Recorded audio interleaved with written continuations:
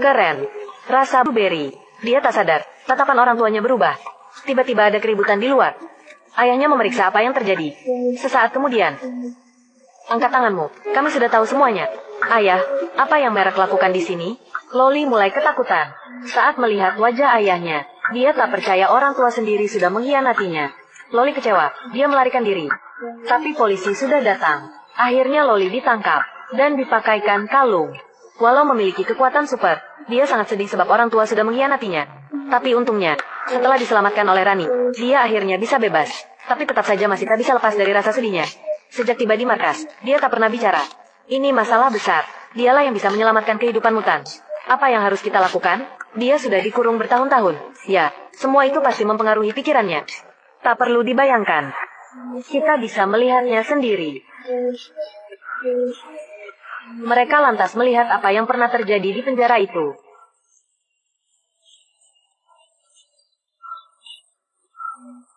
Dan langsung merasa ngeri. Apa seburuk itu? Tak bisa dibayangkan. Martin mencoba membujuk. Hingga akhirnya Lula tergerak. Di pertemuan berikutnya, Loli sudah berani menunjukkan kekuatannya pada Martin. Ternyata dia mampu mengubah benda-benda tertentu. Baik dari segi ukuran, atau mobil ini diubah menjadi barang rongsok. Setelah berbagai latihan, Loli akhirnya bergabung dengan mereka. Dan hari itu adalah hari pertama dia menjalankan tugas. Rani menjulurkan tangan. Komputer di sana langsung meledak. Tapi orang-orang di sana malah menembak. Namun Rani bisa mengendalikannya. Desi mulai mengaum. Mereka semua kesakitan. Tapi saat mereka hendak pergi, Loli teringat sesuatu. Tatapannya berubah. Dia bisa saja melenyapkan mereka. Loli kembali mengeluarkan kekuatannya. Ruangan itu membeku. Hal itu membuat Rani tercengang. Mereka tak menyangka kekuatannya bisa sebesar itu. Kenapa kamu lakukan itu? Perbuatannya itu membuat Desi marah. Sebab tunangannya ada di sana. Kita harus pergi. Sekarang juga, cepat. Desi sudah tak tahan. Rina juga mengatakan harusnya Loli tidak membunuh. Tapi Loli tetap tidak menyesal. Dia menggunakan kekuatannya itu untuk kembali mengunci pintu dan pergi meninggalkan mereka. Desi yang baru kehilangan sang pacar tak mau melepasnya begitu saja. Dia mengirim temannya yang memiliki kemampuan tak terlihat untuk menangkap Loli. Selanjutnya, Loli dikurung di sebuah tempat. Melihat Loli yang disiksa di dalam sana, Martin mulai merasa kasihan. Dia tahu, Desi bisa saja membunuhnya. Jadi saat sedang sepi, Martin langsung menghancurkan tempat itu dengan kekuatannya.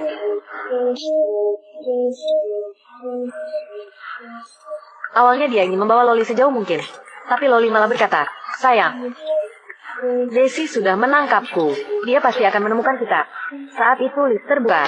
Sebelum mereka semua sadar apa yang terjadi, Loli langsung mengeluarkan kekuatannya. Mereka semua terperangkap. Saat akan menyingkirkannya, Martin langsung menyerang Loli. Dia tak menyangka, kepala Loli terluka. Dan akhirnya tewas.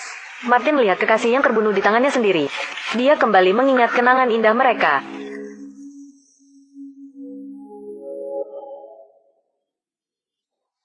Rani mencoba membujuknya. Martin akhirnya bisa menerima apa yang terjadi.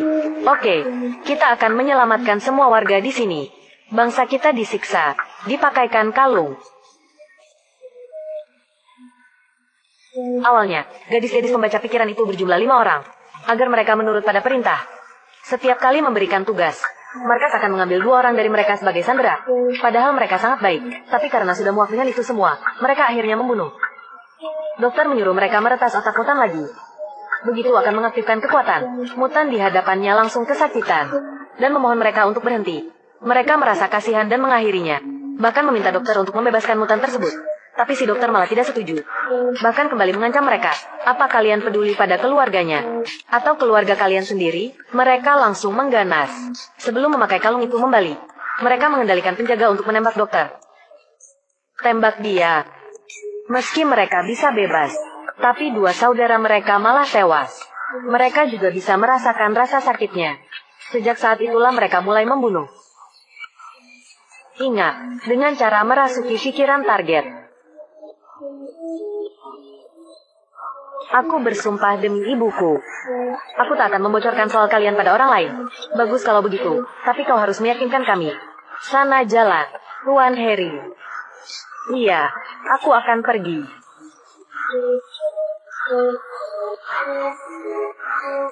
Aduh, Ayolah, aku mulai muak dengan hal begini. Kita sudah jahat sekarang. Sementara itu, demi menghentikan tindakan mereka, Rani mulai merasuki pikiran anaknya. Dia tak berani mengantarkan anaknya lagi ke rumah bibinya. Malam itu saat sedang istirahat. Hadiah ulang tahun dari ayahnya. Benda itu membuatnya sedih, sebab saat itu dia belum mengerti kenapa ayah bisa meninggalkannya. Hingga saat sudah memiliki anak, Rina baru menyadari niat baik ayahnya itu. Besi tersebut berubah menjadi ikat kepala. Sekarang Rani sudah berubah seperti ayahnya. Tak lama, mereka kembali menjalankan tugas.